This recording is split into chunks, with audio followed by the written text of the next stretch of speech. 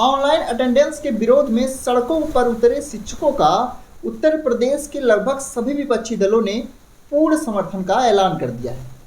चाहे वह सपा हो, आजाद समाज पार्टी हो या फिर उत्तर प्रदेश के तमाम विपक्ष के बड़े नेता हों, बीजेपी के भी कुछ एमएलसीज का बयान सामने आया है जो शिक्षकों के समर्थन में है और सभी लोग योगी सरकार पर इल्जाम लगा रहे हैं और योगी सरकार को इसके लिए दोषी ठहरा रहे हैं। क्या इल्जाम उन्होंने लगाए हैं और योगी सरकार पर क्या आरोप लगाया है अखिलेश यादव ने, चंद्रशेखर आजाद ने और बीजेपी के एमएलसीज ने भी सरकार के इस फैसले पर क्या कहा है, आइए जानते हैं। तो सबसे पहले हम आपको बता दें कि बीजेपी के 2 एमएलसीज का अब तक बयान सामने आया है, जिसमें है बाबूलाल तिवारी और देवेंद्र प्रताप सिंह। इन दोनों एमएलसीज ने सीएम योगी आदित्यनाथ को पत्र लिखा है और शिक्षकों की मांगों को पूर्ण किए जाने के उपरांत ही ऑनलाइन हाजिरी का मांग किया है। इसके साथ ही सपा के एमएलसी हैं आशुतोष सिन्हा, इन्होंने भी शिक्षकों के मुद्दे को उठाया है और सरकार से शिक्षकों को लेकर मांग की है।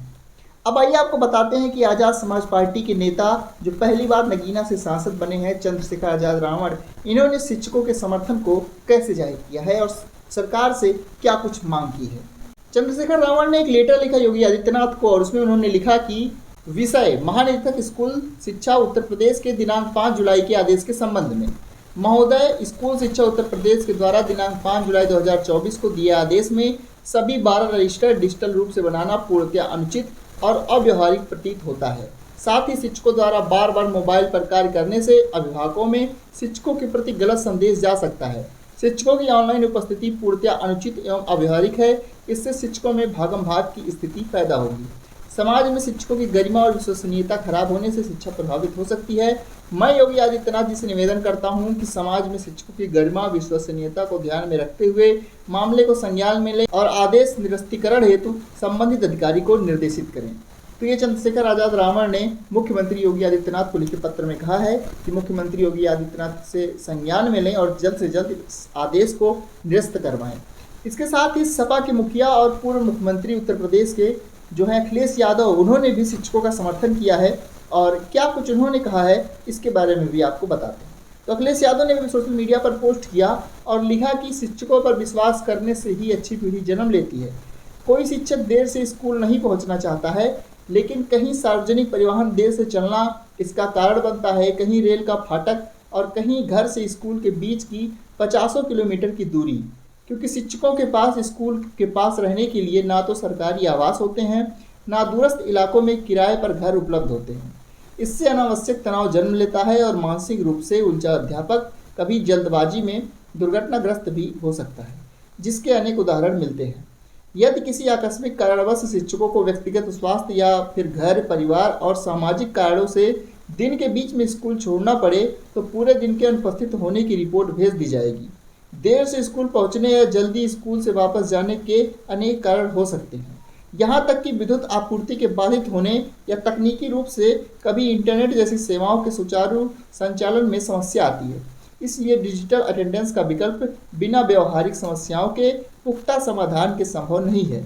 इसलिए सबसे पहले ये अन्य सभी विभागों के प्रशासनिक मुख्यालयों में लागू किया जाए, जिससे उच्चस्थ अधिकारियों को इसके व्यवहारिक पक्ष और परेशानियों का अनुभव हो सके। फिर समस्या समाधान के बाद इस लागू किए जाने के बारे में सोचा जाए।